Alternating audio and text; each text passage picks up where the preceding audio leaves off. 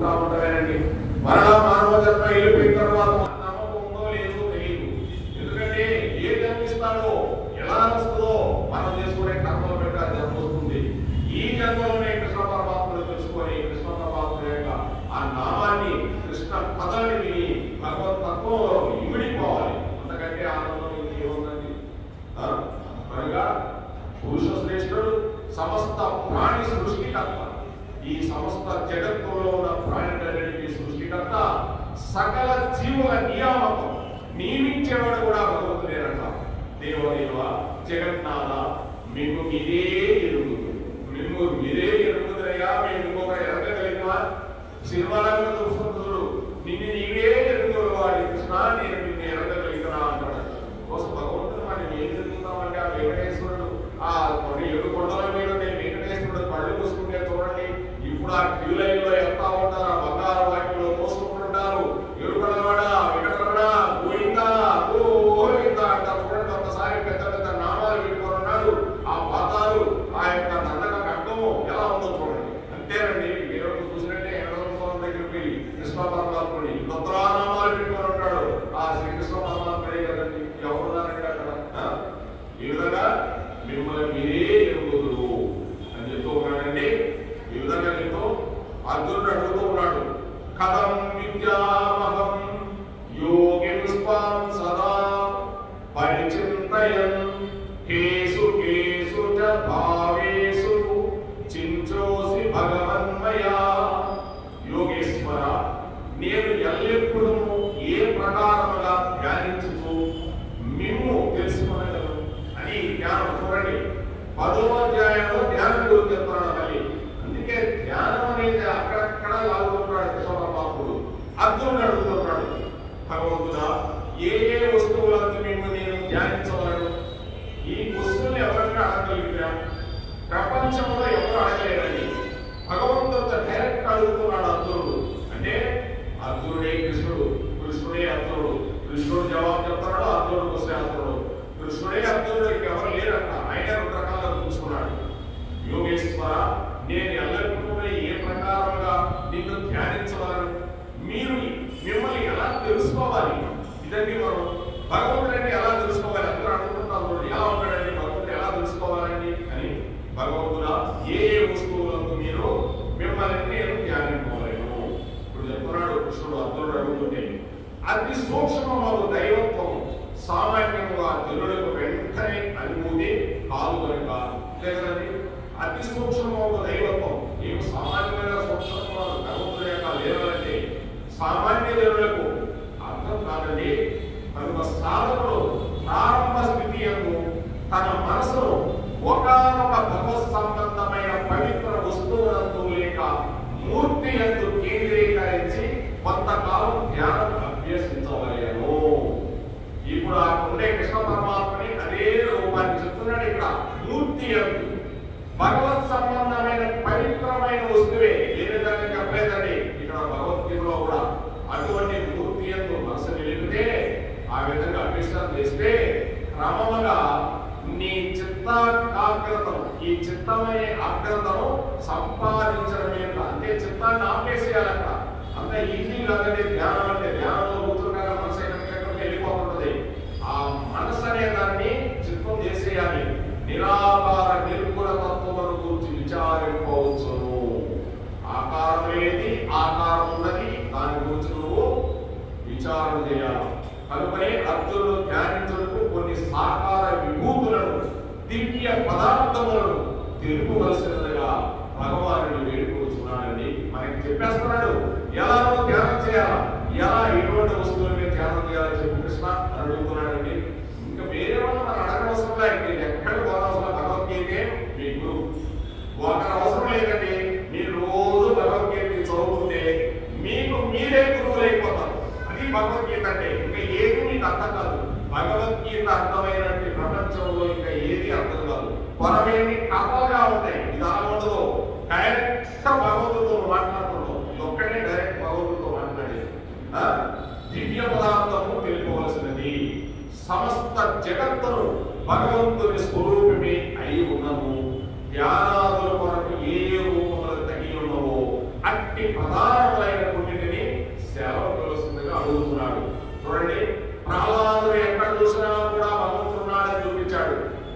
కానీ ఇక్కడ అర్జునుడు అడుగుతున్నాడు, సమస్తము జగత్తు భగవంతుడు స్వరూపుని, కానీ దేని యందు అనుకూల కొరకే ఏ రూపాన్ని నేను ధ్యానించాలయ్యా కృష్ణ, నువ్వు చెప్పయ్యా, నాకు అర్థం కావాలి అని అడుగుతున్నాడు. మన కోసం అడుగుతున్నాడు, ఆ క్వశ్చన్ వేస్తున్నాడు.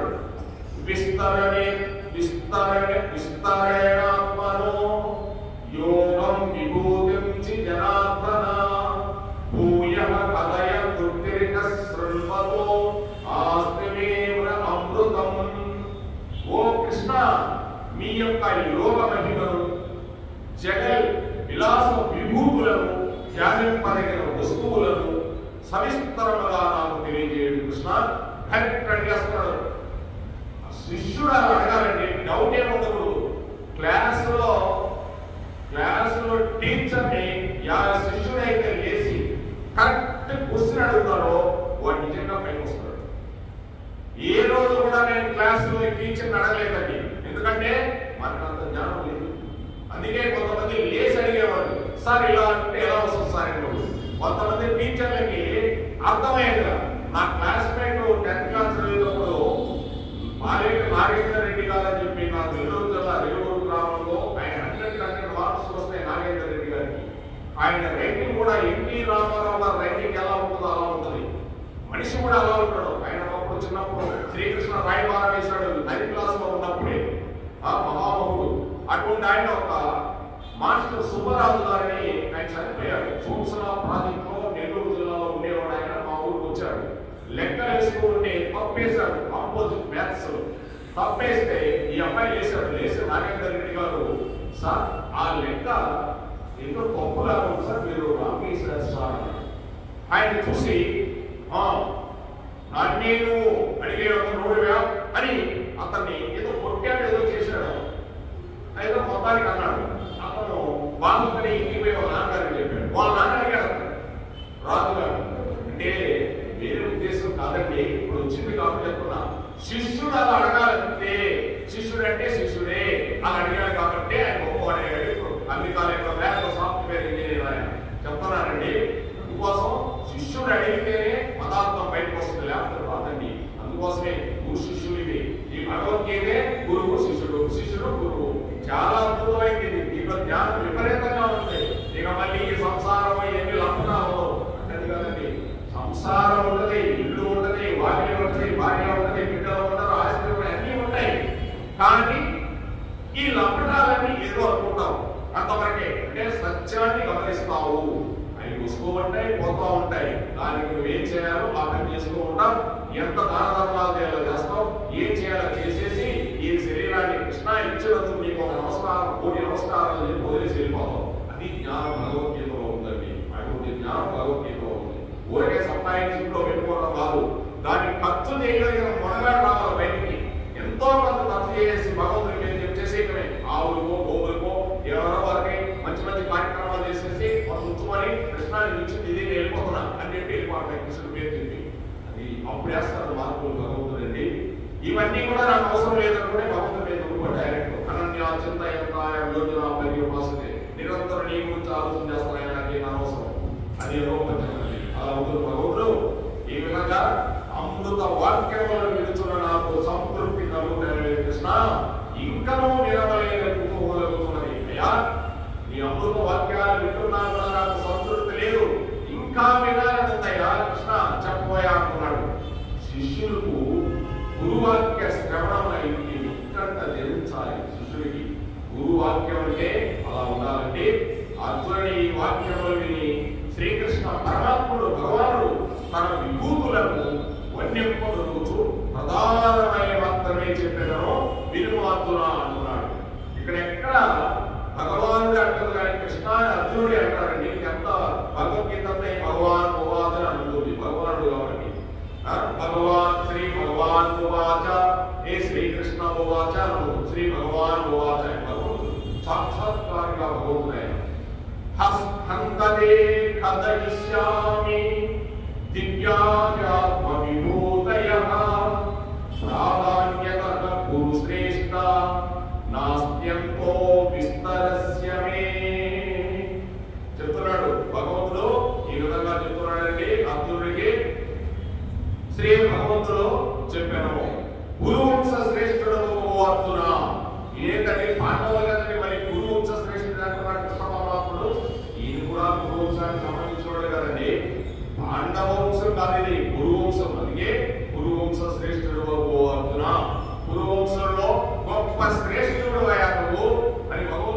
నాకు చేశాడు.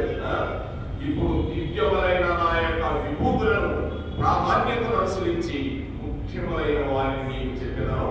బాగా వినమయ్య, నా విభూతి విస్తరణకు అంతమే లేదన్నాడు. అంటే నా విభూతులనే నా రూపానికి అంతం లేదా? అసలు నీవు ఎన్ని చూడాలనుకుంటే అని చూసుకుంటాడు. ఎన్నెన్ని చూస్తావు? ఇప్పుడు ఈ శరీరం ఉందంటే ఇప్పుడు ఈ శరీరం ఈ ముఖం వచ్చింది. ఎన్ని జన్మలను చూస్తున్నానో, ఎన్ని ముఖాలు వచ్చాయో, ఎన్ని రకాలు వచ్చాయో నాకేం తెలుసు అసలు. అండి విచిత్రమైనది జీవితం, సామాన్యమైనది కాదు, మాయా సంకల్పం ఇది. భగవానుడు అనంతుడు కాబట్టి వారి విభూతియు అనంతమైనదే అగును. కాబట్టి ముఖ్యమైన విభూతులు మాత్రమే వర్ణించుటప్పుడు భగవానుడు అనుకుంటున్నాడు. అనంతమంటే చెప్పలేవని అన్ని విభూతులు భగవంతుడి. విభూతులంటే ఎన్నో రూపాలు భగవంతుడి. ఇక్కడంటే భగవంతుడు చెప్తూ ఉన్నాడంటే అహమాత్మా గుడాకేశ సర్వభూతాశయ స్థితిః అహమాదిత్య మధ్యంత్య భూతానామంత ఏవ చ. ఓ అర్జున, సమస్త ప్రాణుల యొక్క హృదయమునందున్న ప్రత్యేగాత్మను నేనే అయి ఉన్నాను చెప్పేశాడండి. ఇది విశ్వరూప సంద విభూతి విశ్వరూప సందర్శనంలో అర్జునుడు చెప్తూ ఉన్నాడు. సమస్త ప్రాణుల యొక్క హృదయాంతరములో ఉందన్న ప్రత్యేగాత్మను, అంటే ప్రత్యక్షంగా ఉన్న నేను ఆత్మను నేనే ఎక్కి ఉన్నాను. అంటే అర్థం చేసుకోండి, ఈ శ్లోకం ధ్యాన శ్లోకం, చాలా గొప్ప శ్లోకం. ఇది మోక్షములకు ఎక్కడ చూసినా ప్రతి జీవరాశులు నేను ప్రత్యక్షంగా ఆత్మస్వరూపునై ఉన్నాను అంటున్నాను చెప్పేశాడండి. మరియు ప్రాణుల యొక్క ఆది మధ్యాంతములను సృష్టి స్థితి లయము నేనే ఉన్నాను చెప్పేశారు. చూడండి, నీలో ఉండే ఆత్మ నేనే. నీలో ఉండే అంటే ఇక్కడ శరీరం లేదు, ఆత్మ కూడా నేనే. అంటే నీవే కృష్ణుడివి, నువ్వు అయిపోవాలి కృష్ణుడివి. ఇంకా నీకు శరీరము నేను ఎక్కడ ఉండదు, నువ్వు కృష్ణుడు అయిపోయినట్టే. ఆది మధ్యాంతము సృష్టి పుట్టించుట, స్థితి ఉండుట, లైఫ్ చేస్తుండట, ఈ మూడు కూడా నేనే అయి ఉన్నానయ్యా. బ్రహ్మ నేనే, విష్ణువు నేనే, శివుడు నేనే. ఎవరు నేనే? ఇక్కడ పుట్టిస్తాను, తిండి పెడతాను, ఇక్కడ తిప్పుతాను, మిమ్మల్ని బాగా తిప్పుతాడు, ఈ యొక్క ఇంద్రియ సుఖాన్ని ఉపయోగించమంటాడు, తర్వాత లైఫ్ చేసుకుని వెళ్ళిపోతాడు. ఎంత చిత్రమో చూడండి సార్. ఒక్కసారి ఆలోచించేయండి, ఎన్ని సుఖాలు అనుకుంటామో సుఖం సుఖంలాగా అనిపిస్తుంది. అంటే కాసేపు కష్టం కష్టంలాగా అనిపిస్తుంది. వెళ్ళిపోయిన తర్వాత సుఖమేంటో కష్టమేంటో ఎవరికే తెలియదు. 5 నిమిషాలు ఎక్కడ పోవో తెలియదు. మీ స్నేహితుడు ఎక్కడ అక్కడ కూర్చునేవాడు, ఇంటా ఉండేవాడు, వెనక్కి కోళ్ళలో పడుకునేవాడు, మళ్ళీ వినేవాడు, ఇంటానే ఉండేవాడండి. అదే కాసేపు సుఖం, కాసేపు నిద్ర, కాసేపు అదే. మనిషి చనిపోవడం కూడా నిమిషంలో చనిపోతాం, నిద్రపోతే చనిపోయినట్టే, మళ్ళీ లేకుంటే బ్రతుకున్నట్టే. ఎంత మాయ చూడండి. ఇప్పుడు ఆయన గుర్తు చేసుకోవాలి, ఎక్కేసుకోవాలి. ఇలా కంటే కనిపిస్తున్న వాడు ఏడండి, అలా కూర్చుని కూర్చున్నాడు, ఒకసారి అడ్డంగా కూర్చున్నాడు, నిలువుగా కూర్చునేవాడు. మాయండి, మాయ. ఎంత మాయ చూడు. ఎక్కడి నుంచి వచ్చాము, ఎక్కడికి పోతున్నాము, ఏమిటి శరీరము. భగవంతుడు సృష్టి చూడండి, ఎటువంటి శరీరాన్ని సృష్టించాడో మనకి అన్నిటికి ఇచ్చాడు. కానీ ఈ మానవ శరీరానికి ఇచ్చిన సృష్టి ఇంకొక దానికి ఏది చేయాలన్నా ఈ మానవ శరీరంతో నేను చేయాలి. ఒక దానం చేయాలన్నా, ఒక ధర్మం చేయాలన్నా, సేవ చేయాలన్నా, ఏమైనా చేయదు. మంచి పనులు ఈ శరీరంతో చేయదు. ఒక కుక్క కన్న పెట్టాలన్నా, ఒక విషయాన్ని పెట్టాలన్నా, ఒక చెట్టు వేయాలన్నా నీకేముందా అధికారం? ఇంకా దేనికి లేదండి. అందుకోసమే ఇటువంటి ఉత్కృష్టమైన మానవ జన్మ వచ్చినందుకు ఆ కృష్ణ పరమాత్ముడికి కోటి కోటి నమస్కారం అని చెప్పి అర్జునుడు అన్నాడు. నీకు కోటి కోటి నమస్కారాలు కోరిందా అన్నాడు. ఆ బ్రాహ్మణ పిల్లల్ని ఎక్కడ ఎన్ని లోకాలు మేము చూపించాలి, ఇక్కడ చూపించావు, నీ విభూతులు చూపించావు, నీ కోటి కోటి నమస్కారాలు కోరిందా. అలా ఉంటుందండి. సామాన్యమైన జన్మలు కాదు. దీంట్లో ఎంత తక్కువ ప్రవహిస్తుందో, ఎన్ని లీటర్లు ప్రవహింపు చేస్తున్నాడో ఏమన్నా తెలుసుకుందా? కాదు. ఇటువంటి శరీరాన్ని ఇచ్చినందుకు మన తల్లికి ఎన్ని నమస్కారాలు చేసుకోవాలి. తండ్రి పక్కన పెట్టి తర్వాత సంగతి, ఆయన సంగతి తర్వాత దేవుడు ఎందుకు, తల్లికి నమస్కారం చేసుకోవాలి. మాతృదేవోభవ. ఎంత ఈ శరీరాన్ని ఇచ్చి ఈ లోకానికి తీసుకొచ్చి ఆ రక్తాన్ని పారబోసింది తల్లి. ఏమి అసలు ఎన్ని నమస్కారాలు చేసుకోవాలంటే ఎంత కష్టపడిందండి. మనల్ని బయటకు తీసుకురావాలంటే మరణంతో సమానం మనల్ని తీసుకొచ్చిందండి. వయసులో ఉన్నప్పుడు ఎంత అందమైన శరీరము తల్లిది.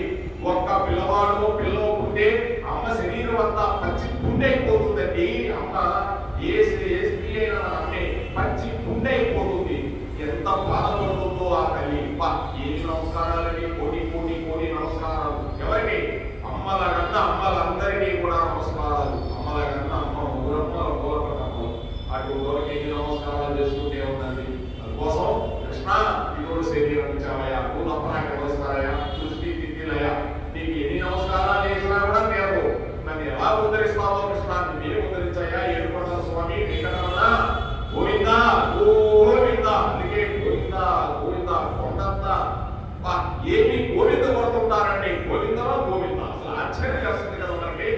ఆ కృష్ణ పరమాత్ముడండి గోవర్ధనగిరితే గోవిందుడనే పేరు తెచ్చుకున్నాడు.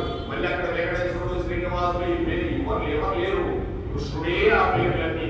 స్వయం భగవాన్ కృష్ణస్తే ఏర్పడాల మీద ఉన్నాడు. దీనికోసం సృష్టి స్థితి లయ నేనే అయి ఉన్నాను. సమస్త ప్రాణంలో నేనున్నానంటే ఇంకా ఏ జీవరాశికి మనం హాని చేస్తామండి? ఏ జీవరాశికి హాని చేసింది లేదండి. భగవంతుడు మనకు కనిపించాలంటే మొట్టమొదట ఏ జీవరాశికి హాని చేయకూడదు. అప్పుడే నీకు భగవంతుడు మొలకెత్తుతూ ఉంటాడు. నీళ్ళు అంతవరకు మొలక ఎత్తాడు. ఏ జీవరాశికి హాని చేసినా మొలక ఎత్తాడు. అదే భగవద్గీత. ఆత్మ గుణాకేశ సర్వభూతాశయస్థిత అహమాదిత్యవత్యం చెప్పుతానంత ఏవచాడు. చెప్పవలసిన దానినంతా ఒక వాక్యంలో చెప్పేశాడు భగవంతుడు. ఈ భగవద్గీత అంతా ఒక వాక్యంలో చెప్పేశాడు. అంతే కదండి. సమస్త ప్రాణుల హృదయంలో ఉన్న ప్రత్యేగాత్మకు నేనే. ప్రత్యేగాత్మను డైరెక్ట్ గా నీలో ఉన్నానయ్యా. ఇప్పుడు నీలో ఉండేది కృష్ణుడు. నిన్ను చూసుకుంటే నేనేమో నేను చూడాలా శ్రీనివాసుడు కృష్ణుడు చూస్తున్నా. ఆ కృష్ణుడు ఉండబట్టే, లేకపోతే మనం లేవండి. అలా చూడగలిగింది ఆనందమయం, సర్వం కృష్ణమయం.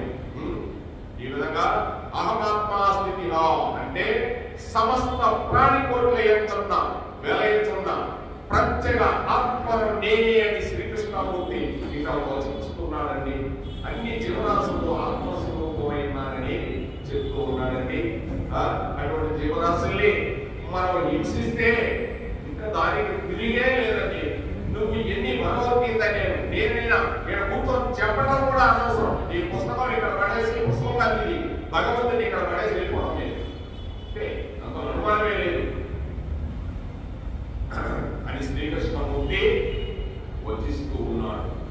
ప్రత్యేగాత్మవాది జీవరాశుల్లో ఉన్నారు. ప్రతి జీవి అందరూ దేవేంద్రియ మనోబుద్ధులకు సాక్షిగా ప్రత్యేగాత్మగా వర్తించుతున్నాడు. అంటే ప్రతి జీవి దేవేంద్రియ మనోబుద్ధులకు, దేహంలో ఉండే బుద్ధి ఇంద్రియాలు వాటన్నిటికీ సాక్షిగా ప్రత్యేగాత్మకంగా నేను చూస్తూ ఉన్నానయ్యా. నువ్వు చేసే పనులన్నీ నువ్వు చూడలేదనుకో.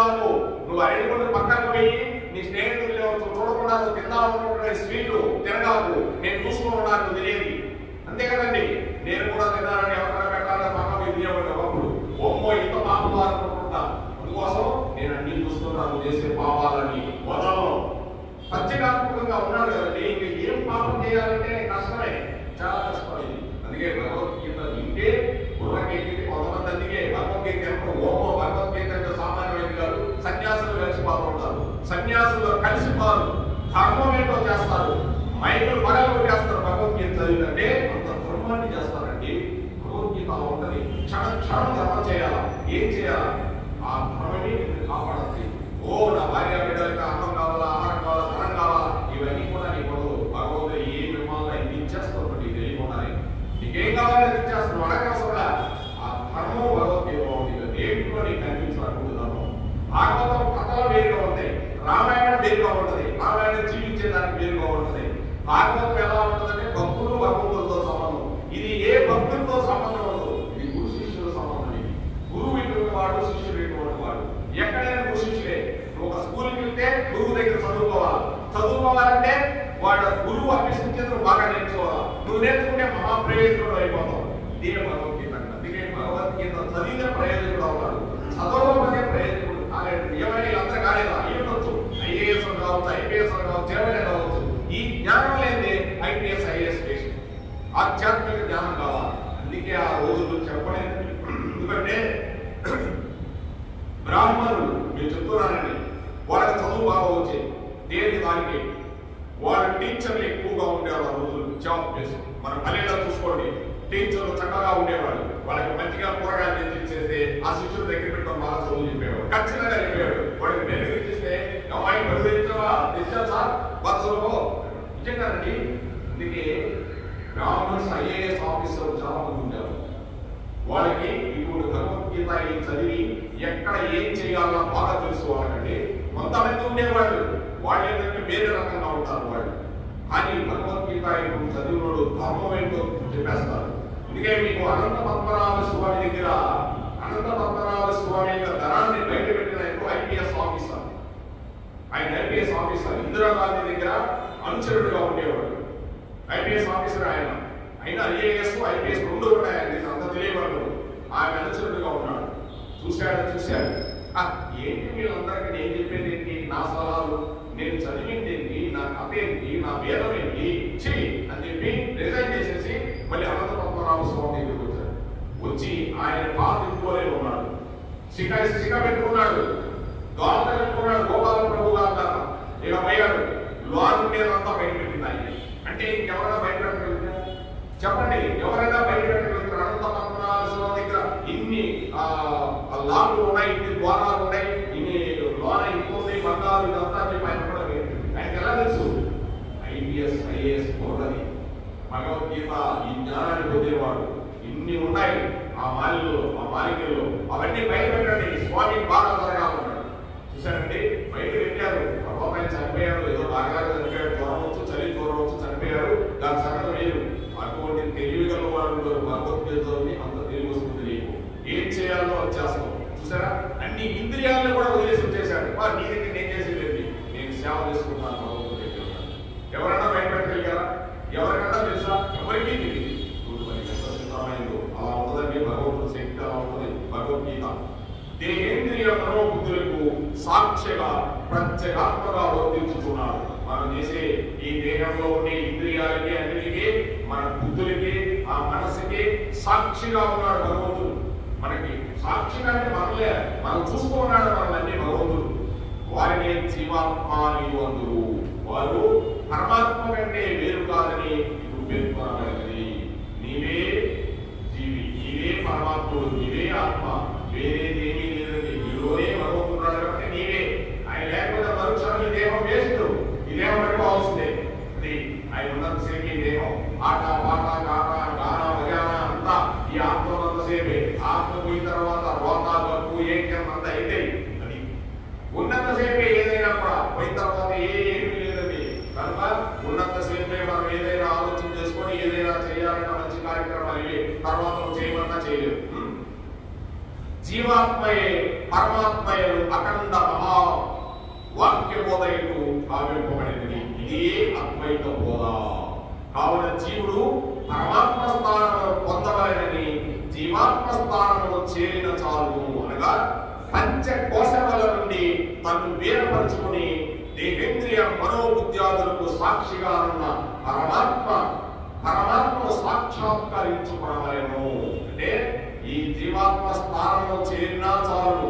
అనగా పంచకోశములు, మనలో ఉండే పంచకోశాలు, ఇంద్రియాలు, వాయువు, అగ్ని, గాలి, నీరు, ఆకాశం, ఈ పంచకోశాలు తన్ను వేరుపరుచుకుని ఇవన్నీ నాకు కాదనుకొని దేహేంద్రియ మనోబుద్ధ్యాదులకు సాక్షిగా ప్రత్యేగాత్మగా సాక్షాత్కరించుకోవలెను. ఇవన్నీ నేను కాదని సాక్షిగా ఉన్న ఆత్మని సాక్షాత్కరించుకోవాలి. ఈ దేహము, ఈ మనోబుద్ధ్యాలు ఇవన్నీ నేను కాదు. ఇవన్నీ కూడా అవి వచ్చాయి భగవంతుడు పంపిస్తే. అంతే, భగవంతుడినే సాక్షాత్కరింపజేసుకోవాలి. అంటే నీ మనసు ఎలా పెట్టాలి? నిరంతరం భగవంతుడి మీదనే ఉంటేనే భగవంతుడు సాక్షాత్కారింపజేస్తాడు. అంటే ఆత్మే భగవంతుడు. ఇంకేం చూస్తామండి? లోననే భగవంతుడు చూడాలి. అందుకే ఏదో ఒక రూపాన్ని పెట్టుకోవాలి కృష్ణ పరమాత్మని. ఆయన చూస్తూ ఉంటే కొన్ని రోజులకి నీకు ఆ మనసు కలుగుతూ ఉంటుంది. రంగా రంగా రంగా నువ్వే తరించిపోతావు. నీలోనే భగవతత్వం ఉందని తెలుసుకుంటావు. ఆ ప్రత్యేకాత్మయే పరమాత్మ. ఉపనిషత్తులు ఈ సత్యమును బోధించుతున్నవి. ఉపనిషత్తుల సారే ఈ భగవద్గీత. మరియు ప్రతి జీవి యందు భగవానుడు ప్రత్యక్ష రూపంగా వసించుతున్నట్టు స్పష్టంగా తెలియబడుతుంది. మనమే కాదండి, ప్రతి జీవి, మనం ఒక్కరే కాదండి, ఏ జీవి అయినా భగవంతుడు ప్రత్యక్షంగా ఉన్నాడు. ఇక ఏ జీవిని అల్పుడని చెప్పుటకు వీలులేదు. ఎవరు కూడా మనం కించపరిచేదానికి లేదు. వీడు తక్కువ వీరు ఎక్కువ అనే దానికి లేదు. అంతా భగవతత్వమే. నీలో చూస్తే భగవంతుడే, ఆమెలో చూస్తే భగవంతుడే, కుర్చీలో భగవంతుడే. దేన్ని కూడా అల్పుడుగా మనం చూసేదానికి లేదు. తన యొక్క ప్రత్యేగాత్మకమైన దేహాంతరయాదులకు సాక్షిగా నిజ రూపమును స్మరణకు తెచ్చుకుని ప్రతి మానవుడు తాను అల్పమై అశ్వరమైనటువంటి ఉపాధి కాదనియు మహత్తర శాశ్వత పరబ్రహ్మ స్వరూపుడే తెచ్చుకుంటున్నాను. అంటే నువ్వేమో అల్పుడు కాదు, నువ్వేమో అల్పమైన అశ్వరమైనటువంటి ఉపాధి కాదు. అంటే అశాశ్వతమైన వాడి కాదు. నువ్వు ఎప్పుడు కూడా శాశ్వతమైన పరబ్రహ్మ స్వరూపుడే. నీవు ఎప్పుడు పరబ్రహ్మ స్వరూపమే. వాటి కుక్కలకి తెలియదు కదండి, వాటికి ఆత్మని వాటికి ఏం తెలియదు. వాటిని ఏదో తింటే పెట్టేదంటే లేకపోతే ఏది లేకపోతే అన్ని లేకపోతే అలా కాదు. మనం భగవతత్వం అంత జ్ఞానం ఇచ్చాడు కాబట్టి నీవే పరబ్రహ్మ స్వరూపుడు అని తెలుసుకోవాలి. మరి ప్రతి ప్రాణి యొక్క భగవంతుడు నివసించుతున్నాడని విశ్వాసమును బాగా దృఢపరచుకోవాలి. ఏ జీవిని హింస చేయక పరోపకారుడవై వర్తించవలెను. ఏ జీవి కూడా హింస అనేది చేయకూడదండి. నువ్వు ఆ విధంగా ఉండమని పరోపకార పరాయణమై ఉండాలి. భగవత్ స్వరూప ధ్యానమును భావించుకోవచ్చు. ఏదైనా కూడా భగవత్ సన్నిధానమును భావించుకోవచ్చు. పాపకార్యం ఎందుకు చేయకూడదు. ఎక్కడ చూసినా భగవంతుడు సాన్నిధ్యం అనుకొని ఏ పాపకార్యం కూడా చేయదని చెప్తున్నాడు. ఎటువంటిదంటే పరమాత్మ వారి వారి హృదయంలో నివసించుతూ వారికి అతి సమీపము నుండి వారు వారు చేయు పాప పుణ్యములను బహు జాగ్రత్తతో గమనిస్తూ ఉంటారు. చూసారండి, భగవంతుడు ఏం చెప్తున్నాడు? వారి వారి హృదయంలో నివసించుతూ, మన హృదయంలో నివసిస్తూ ఉంటాడు ఒక ప్లేస్ లో వారికి అతి సమీపమున, మనలోనే అతి దగ్గరలోనే ఉన్నాడు. ఇక్కడే మనం చేయు పాప పుణ్యములను బహు జాగ్రత్తతో గమనిస్తూ ఉంటాడంట. యముడు, చిత్రగుప్తుడు వీళ్ళందరినీ గమనించిన అవసరం లే. భగవంతుడే అన్ని ఇక్కడ గమనిస్తూ ఉంటాడండి. ఈ గమనిస్తూ మన పాపకర్మలకి ఏం కావాలో జరిగిపోతూ ఉంటాయి. ఏమయ్యా ఈ శరీరం వెళ్ళిపోయింది, పాపము పుణ్యము కర్మలు ఏంటి అని ఆలోచించాలి. కొంతమంది ఇవన్నీ ఏదో చేసేస్తుంటాం. సామాన్యులని కాదు, అవి ఎవరికై నిలబడుకోరంటాయి. మనకి రెండు సిద్ధులాగా నిలబడుకోరంటాయి. పాపము పుణ్యం అనే వీళ్ళు చేసిన పాపకర్మలు బట్టి కదా ఈ రోజు చూడండి ఎలా అయిపోయాడంట చూడండి. అందువల్ల సామాన్యమైన విషయం కాదని ఎవరిని వదలదు. వెంటాడి వెంటాడి వెంటాడి వెంటాడి పాపాన్ని పుణ్యాన్ని లాగేస్తా ఉన్నది. అది జగత్తంతయు అధిష్టానములు పరమాత్మయందు అత్యస్తమైనటువంటి వలన వాస్తవములని అధిష్టానం కంటే వేరు కాదు కనుక సమస్త ప్రాణుల ఆది మధ్యాంతంలో తానే అయి ఉన్నారని భగవానుడు చెప్పుడు కారణము. అంటే వాస్తవంగా ఇదంతా కూడా భగవతత్వమే కాబట్టి వేరు కాదు. సమస్త ప్రాణులలో ఆది మధ్యాంతములు, ఆది మధ్యము అంతము ఆయనే అయి ఉన్నాడు కాబట్టి, నేనే చెబుతున్నాను కాబట్టి భగవానుడు చెప్పుడు కారణం. ఏది నేనే చెప్తున్నా, ఈ ఆది మధ్యాంతరాలు నేనే, పుట్టించేది పెంచేది మిమ్మల్ని తీసుకెళ్ళిపోయేది అన్ని నేనే అని చెప్తున్నాడు భగవంతుడు. ఇంకా మరి భగవంతుడు అన్ని చెప్పినప్పుడు ఇంకా మనం ఏంటండి? మనం పాపకాంలో మనం ఎందుకు చేస్తున్నాం అనుకోవద్దు. మనకు అలా చూపిస్తాడు. ఒక వస్తువు తయారు చేసి పంపించాడు. ఆ వస్తువుని స్టార్ట్ చేసే వాడి చేతిలో ఉంటుంది. అది ఎలా స్టార్ట్ చేస్తే అలా వెళ్తుంది. స్కూటర్ ఎక్కాము, ఆ స్కూటర్ పోతే కూర్చుంటే పోతుంది, పోదు. దాన్ని స్టార్ట్ చేసి తిప్పాలి, జాగ్రత్తగా పంపిస్తేనే అది పోతుంది. లేకపోతే ఎవరినైనా కొట్టేస్తాడు, నువ్వు పోతావు, ఎదురు పోతాడు. ఇది కూడా అనుకుంటుంది. ఈ శరీరం కూడా భగవంతుడు ఇచ్చాడు,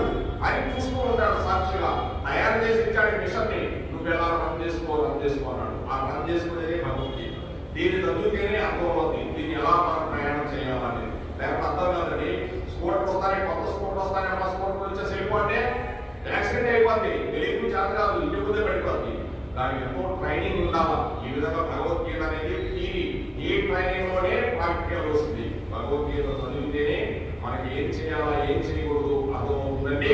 ఈ విధంగా భగవంతుడు చెప్తూ సర్వభూతాశయ స్థితిగా అది వాక్యం ఏంటంటే సర్వాను పదం యొక్క ప్రయోగం వలన ఏ ప్రాణి ఎంతైనను తాను లేకుండా ఉండునది లేదని సమస్త ప్రాణుల్లో నేనున్నాను. మేకలో ఉన్నాను, గొర్రెలో ఉన్నాను, దేంట్లో సూక్ష్మ క్రిములో కూడా నేనున్నాను అంటున్నా.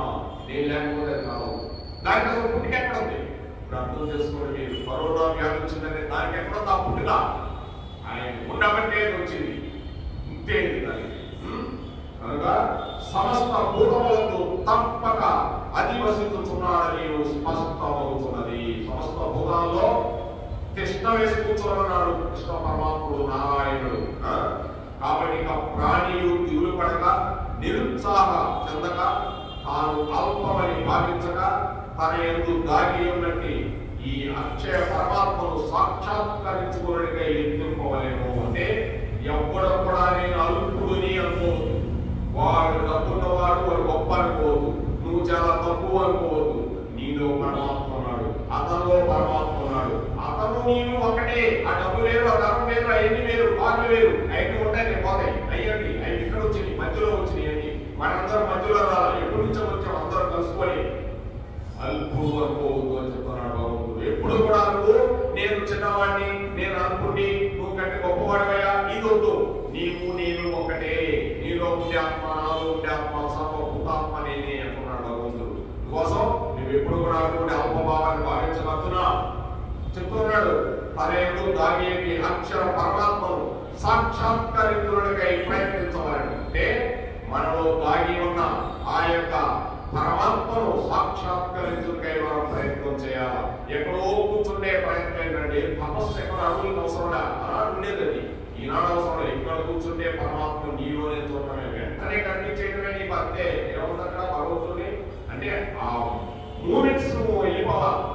అంటే మూమెంట్స్ అంటే ఇక నీకు ఆ వైరాగ్యం రావాలి. మొట్టమొదటి వైరాగ్యం వస్తే కానీ ఆ మూమెంట్ రాదు, అలాగే రాదు, చాలా కష్టం.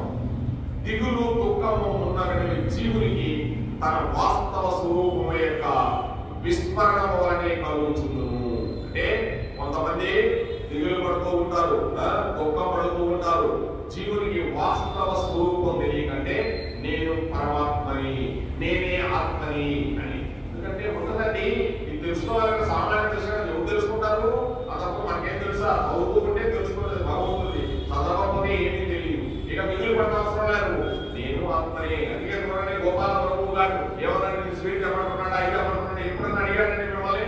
వాటి కూడా అడగరు, ఆయన తెలుసుకుంటాడు. అంటే వాళ్ళకి అవసరం లే, ఉండే ఉంటుంది పోతే పోతుంది. కృష్ణ గోవింద నారాయణ అనుకుంటారు, శరీరం ఉంటే ఉంటే పోతే పోతుంది. ఎక్కడ పోతుంది అంటే ఆ తత్వానికి వెళ్ళిపోయారు, వైరాగ్యానికి వెళ్ళిపోయారు. అంటే ఇంత పనేంటి అనేది వెళ్ళిపోయారు.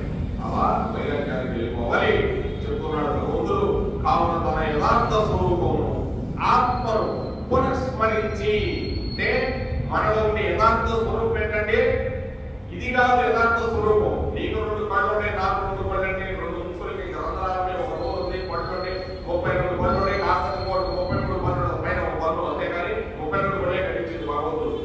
నీకు 2 చేతులు ఉంటాయి, నాకు 2 కాళ్ళు ఉంటాయి, 5 ఏళ్ళు ఉంటాయి, 10 ఏళ్ళు ఉంటాయి, అంటే తిరిగి 20 ఏళ్ళు ఉండవు. నీవు నేను ఒకటే ఆత్మస్వరూపము. భగవతత్వం నీలో ఉండే ఆత్మ, నాలో ఉండే ఆత్మ, సర్వ జీవులలో ఉండే ఆత్మ పరమాత్మత్వమే, వేరేది లేనే లేదు. ఆత్మను పునఃస్మరించుకుంటూ ఉండాలి. ఈ ఆత్మను, ఈ పరమాత్మను స్మరించుకుంటూ ఉండాలి. పునః అంటే పదే పదే పదే స్మరిస్తూ ఉండాలి.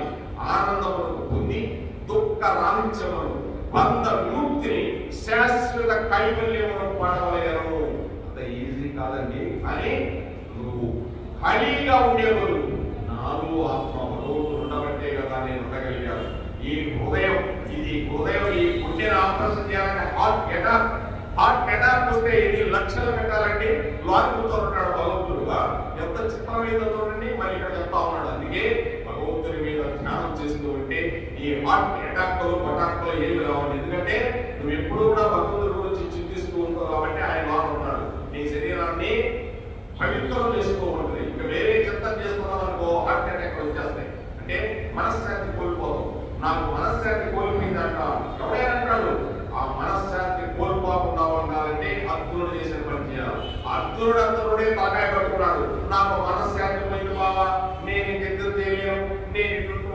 నేను అటువంటి వాడిని, అల్పుణ్ణి అని చెప్పుకుంటున్నాడు.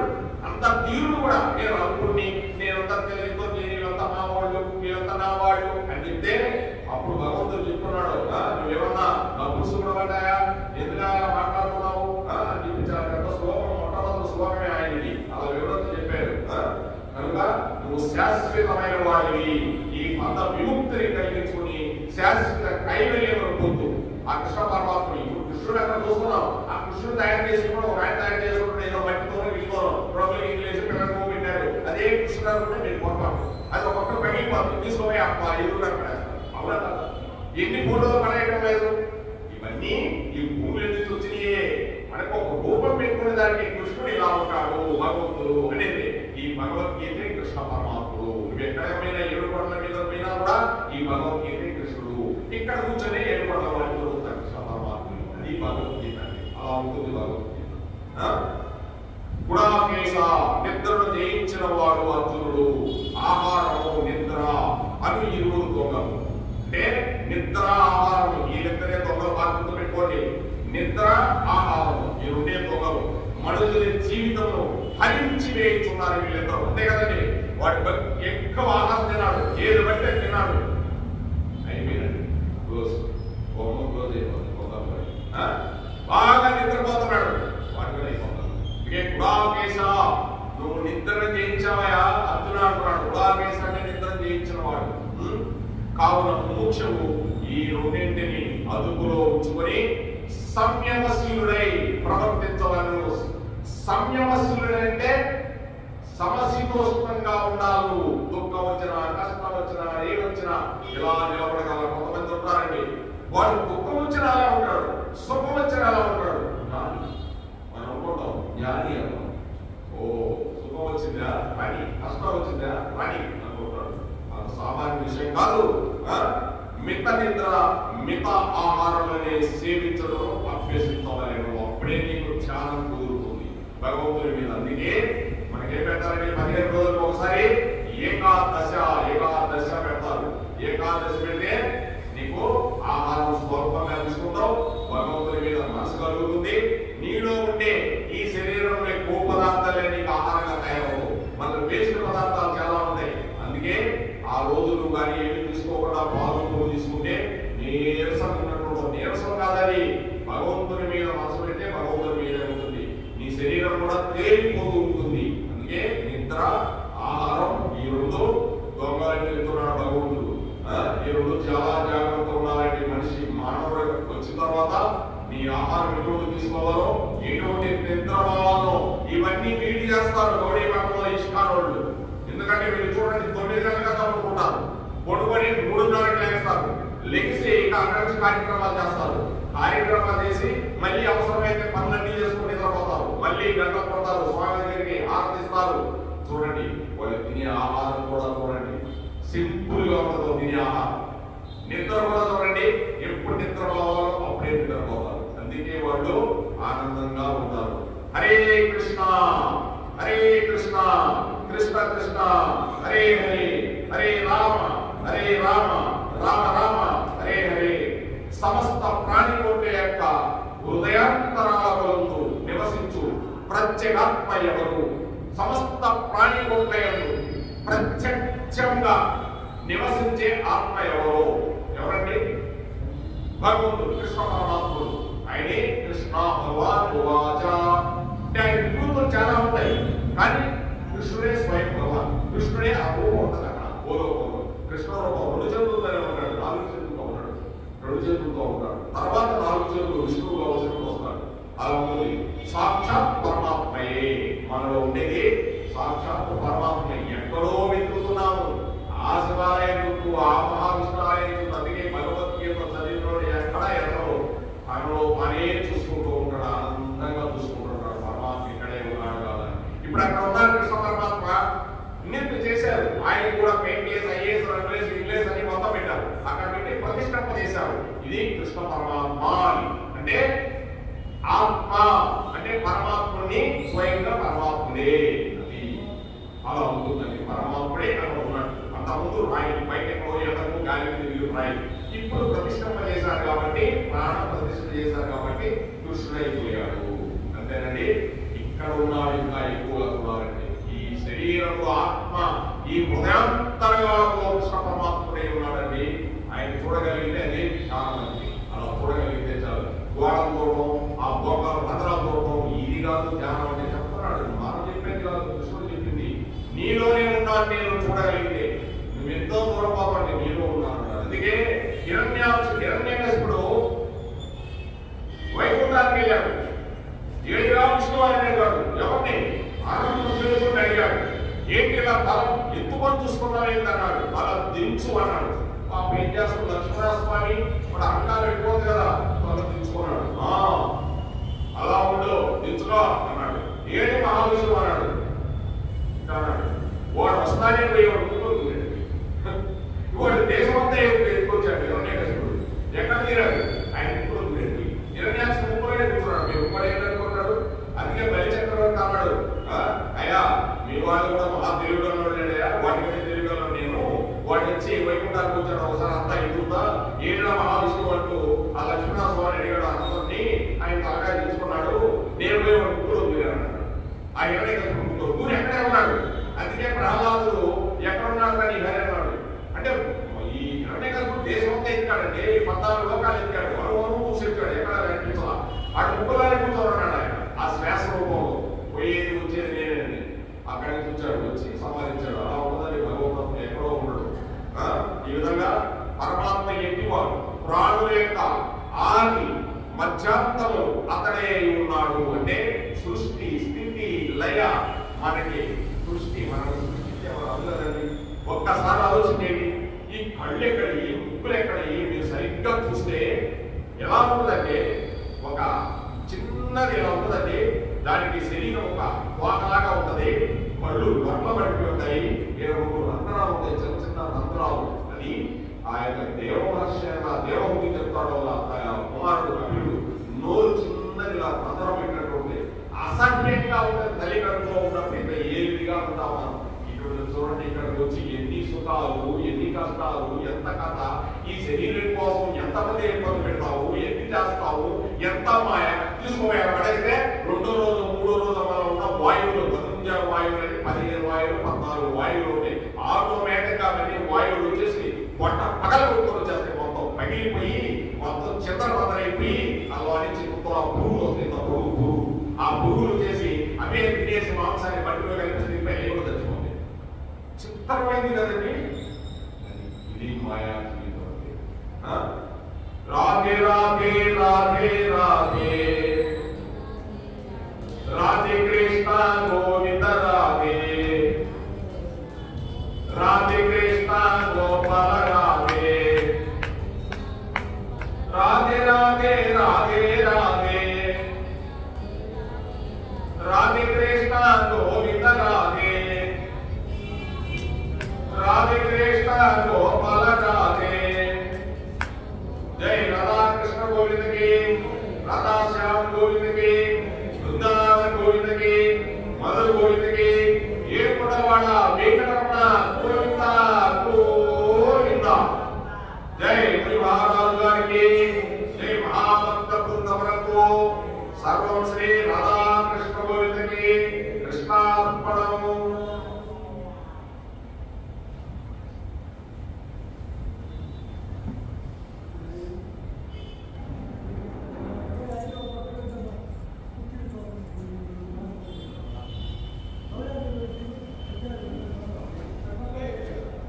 హరే కృష్ణ, రాధే కృష్ణ.